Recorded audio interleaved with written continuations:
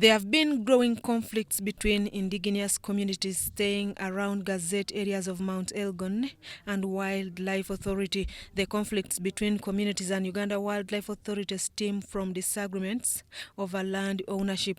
According to a survey on conservation carried out by Action for Development, the findings indicate that human rights violations are instigated mainly by land ownership, manner of eviction, and poor boundary demarcations. The survey is titled Promoting Equitable, Just and Accountable Conservation in Mount Elgon Area. And the conflict is as a result of the fact that, one, the community members do not appreciate the fact that they can actually conserve at the same time use or utilize the protected area.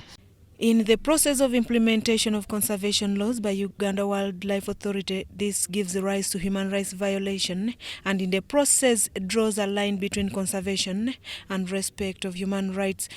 Some of the people feel that the boundaries were drawn unfairly, and so they feel that part of their land, which was not necessarily part of the protected area, is in there, and so they want to forcefully get it back.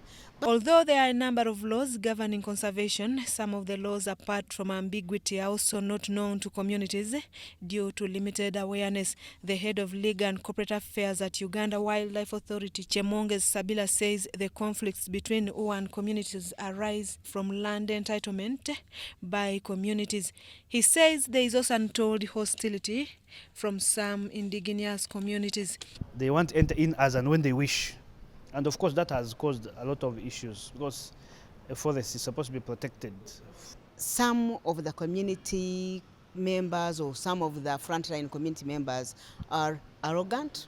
They feel they were evicted illegally. UWA has had a number of unresolved cases in courts of law for over 10 years. Nonetheless, he says there are several initiatives to restore harmony between the two parties. As long as people believe that the land belongs to them and they're entitled to it and they're fighting for it, and there is no decision that has come out to say, yes, this land is a national park or this land is community land, there is still issues, and we hope that these cases that have stayed for over 20 years in court may soon be resolved. Bottom line, there is need for deliberate efforts to restore calm between the two parties through continuous dialogue and harmonization of governing laws. The survey was carried out in the districts of Manafa, Sironko, Namisindwa, and Mbale.